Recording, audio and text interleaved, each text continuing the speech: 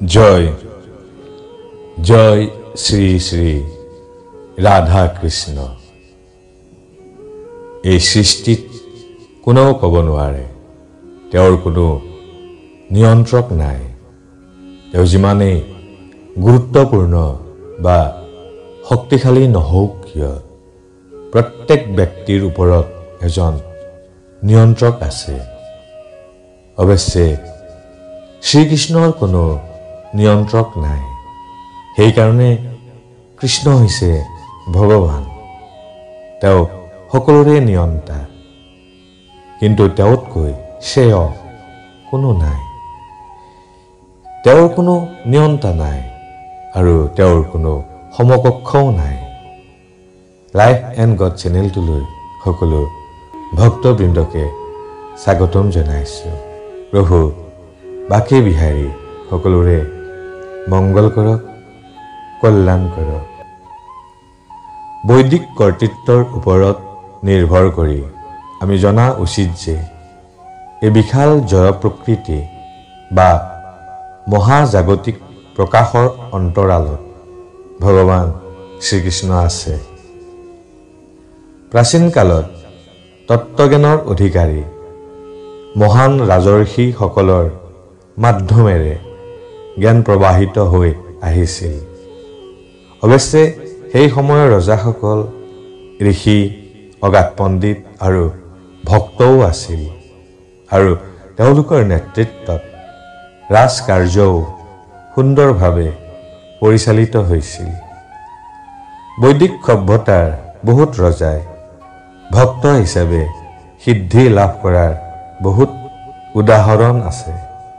উদাহৰণস্বৰূপে ধ্ৰুৱ মহাৰাজে ভগৱানৰ অন্বেষণ কৰিবলৈ গভীৰ অৰণ্যলৈ গৈছিল আৰু কঠোৰ সংযমৰ মাধ্যমেৰে তপস্যা কৰি 6 মাহৰ ভিতৰত ভগৱানৰ দৰ্শন পাইছিল। যদিও তেওঁ অতি সুকোমল দেহৰ মাত্ৰ 5 বছৰ বয়সীয়া ৰাজকুমাৰ আছিল, তথাপিও তেওঁ তেওঁৰ আধ্যাত্মিক গুৰু নাৰদ মুনিৰ নিৰ্দেশসমূহ মানি চলাৰ কাৰণে কৃতকাৰ্য হৈছিল। অৰণ্যত থকা সময়ছোৱাৰ প্ৰথম মাহত মাত্ৰ 3 দিনৰ মূৰে মূৰে অলপ ফল মূল গ্ৰহণ কৰিছিল আৰু প্ৰতি 6 দিনৰ মূৰে মূৰে অলপ পানী খাইছিল। শেষৰ ফালে তেওঁ উশাহ নিশাহৰ মাধ্যমেৰে বায়ু সেৱন কৰাটো কমাই দিছিল আৰু 6 মাহ ধৰি তেওঁ মাত্ৰ এখন ভৰিৰ ওপৰত থিয় হৈ আছিল। এইদৰে 6 মাহ কঠোৰ তপস্যা কৰাৰ পিছত ভগৱান শ্ৰীকৃষ্ণই তেওঁক চাক্ষুষ দৰ্শন দিছিল। বৰ্তমান যুগত ধ্ৰুৱ মহাৰাজক অনুকৰণ কৰাটো সম্ভৱ নহয়, কিন্তু বেদৰ কিছু মৌলিক নীতি নিয়ম পালন কৰাৰ মাধ্যমেৰে পাৰমাৰ্থিক চেতনা বা কৃষ্ণ ভাৱনাৰ পথত উন্নতি লাভ কৰিব পৰা যায়। এই প্ৰচেষ্টাত আমি আগবাঢ়িলে আমাৰ জ্ঞান পৰিপূৰ্ণ হ'ব। আমাৰ পৰৱৰ্তী জন্মত কি হ'ব যদি আমি ক'ব নোৱাৰোঁ, তেতিয়াহ'লে পণ্ডিত, বৈজ্ঞানিক বা দাৰ্শনিক হৈ কিবা লাভ আছে নেকি?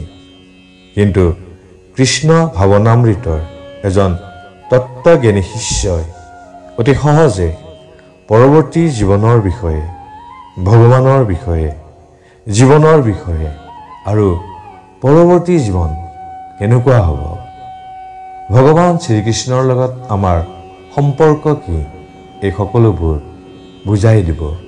কাৰণ তেওঁৰ জ্ঞান যথাৰ্থ আৰু পূৰ্ণ। এই তত্ত্বজ্ঞান তেওঁ শ্ৰীমদ ভাগৱত গীতা, শ্ৰীমদ ভাগৱতম আদিৰ নিচিনা বৈদিক শাস্ত্ৰৰ পৰা আহৰণ কৰিছে। যিকোনো লোকে কৃষ্ণ ভাৱনামৃতৰ পন্থা গ্ৰহণ কৰি নিজৰ জীৱন সাৰ্থক কৰিব পাৰে। কেৱল হৰে কৃষ্ণ মহামন্ত্ৰ, হৰে কৃষ্ণ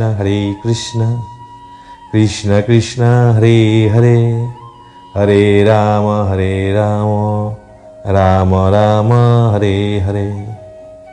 এই মহামন্ত্ৰ কীৰ্তন কৰি জপ কৰি আমি ভগৱত ভক্তিৰ পথত উন্নতি লাভ কৰিব পাৰোঁ। কেৱল মাত্ৰ আত্মসমৰ্পণৰ দ্বাৰা আমি ভগৱান শ্ৰীকৃষ্ণক জানিব পাৰোঁ, বুজিব পাৰোঁ। গীতাত ভগৱান শ্ৰীকৃষ্ণই কৈছে, সৰ্বধৰ্মান পৰিত্যাজ্য মামেকম শৰণম ব্ৰজ।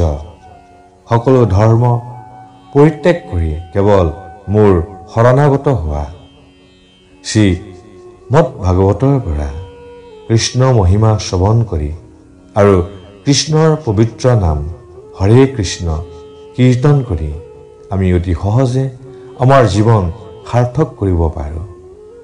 যদি কোনোবাই ভগৱত ভক্তিৰ পথত অগ্ৰসৰ হ'ব বিচাৰে, তেনেহ'লে ভগৱান শ্ৰীকৃষ্ণৰ শৰণাগত হৈ হৰে কৃষ্ণ মহামন্ত্ৰ জপ কৰক, ভগৱানৰ মহিমা কীৰ্তন কৰক। প্ৰভু বাকী বিহাৰীৰ ওপৰত বিশ্বাস আৰু আস্থা ৰাখক আৰু সুখী হওক। জয় প্ৰভু জগন্নাথ। হৰে কৃষ্ণ হৰে কৃষ্ণ হৰে কৃষ্ণ।